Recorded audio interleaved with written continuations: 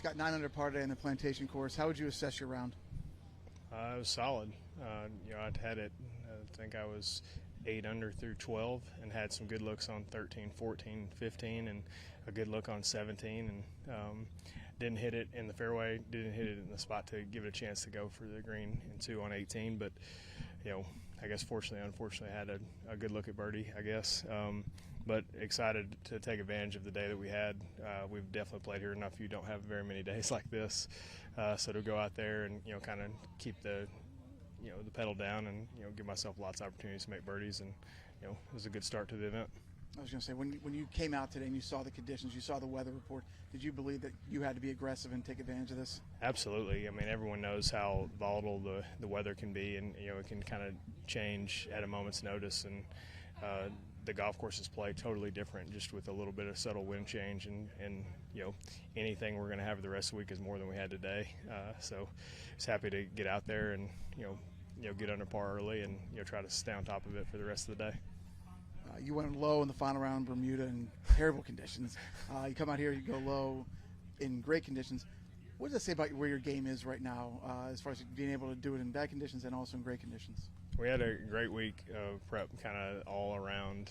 The guys that I work with, from the body side to the equipment side to the just strategy and planning, and it was a cool kind of team effort to kind of, you can not necessarily come to the last day of school. That's kind of what this event feels like sometimes, and it's an unbelievable place to end the calendar year, and everyone is super hospitable. But a little bit of it's kind of like, all right, go out there and see. But my guys kind of held me accountable early on Tuesday and came here to work with a game plan and to try to be in this position that we're in now.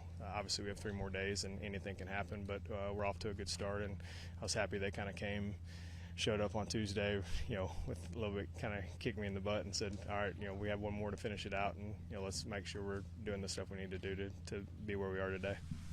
One last question. The fall's really become a little heightened over the last, maybe like 4, 5, 6 years as important, like, to really get that off to that great start in the FedEx Cup. Do you feel that, that the fall's like where you really kind of have to go out and really play well to really set yourself up for when you get into the next calendar year?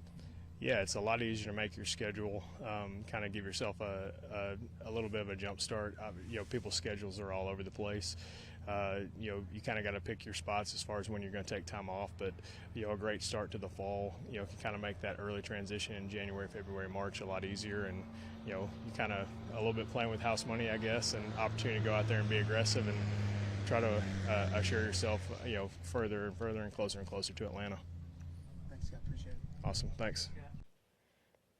Scott, you've had a good fall. What do you feel like's worked for you so well? You played well in Bermuda. You're playing well here.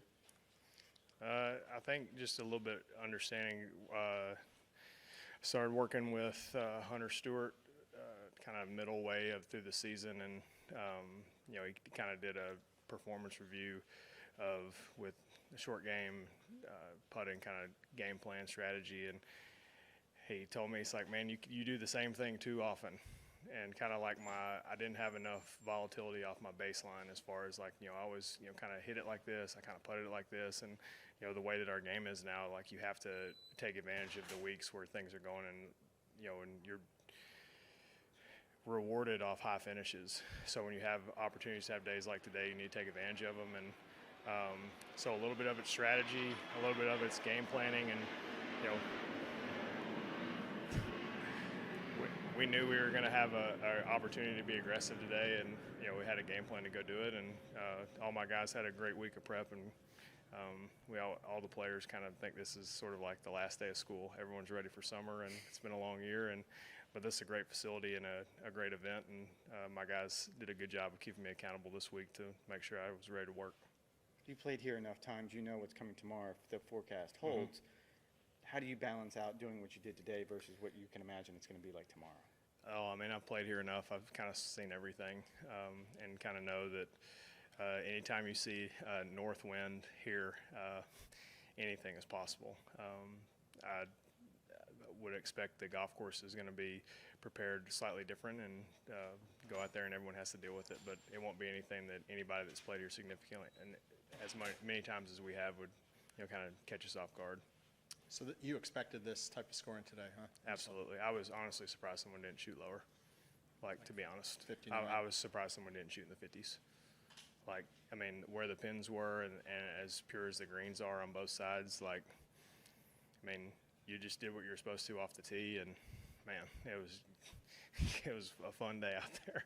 So The Eagle at 8, can you tell me about that one? hit a driver, 4-iron, landed just past the pin, rolled in the fringe, and made it from just off the fringe. So, you know, obviously a bonus. I mean, it was a good putt, but it was a bonus that went in. Any surprise that some of the lowest scored really at Seaside versus Plantation? No, I mean, Seaside's not an overly long golf course, and you get a chance to play it like today. I mean, like holes like 14 and, you know, some of the more demanding second shots with some of the marsh where it comes into play and different things like that, I mean, become fairly benign just because the shorter shots you have into it. And the greens are receptive and super pure, and, you know, you give a guys a bunch of looks from 10 feet, I mean, they're going to make them. Do you remember the hardest round you've played on either one of these golf courses, given conditions? I can think of a couple of years.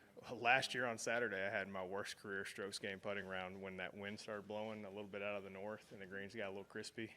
And I had some post-traumatic stress. I saw this running trail that I did. I was furious after I got done with my round on Saturday and kind of got lost running, and I ended up running almost a half a marathon, basically just because I'm an idiot and I got lost. But I was driving around to dinner. I was like, I remember this. But, I mean, there's been some rounds, I mean, hitting like woods into 18. And then I've also played rounds where I've hit 3 wood over the cart path. I mean, just kind of based on the wind direction and, you know, kind of everything that goes into it.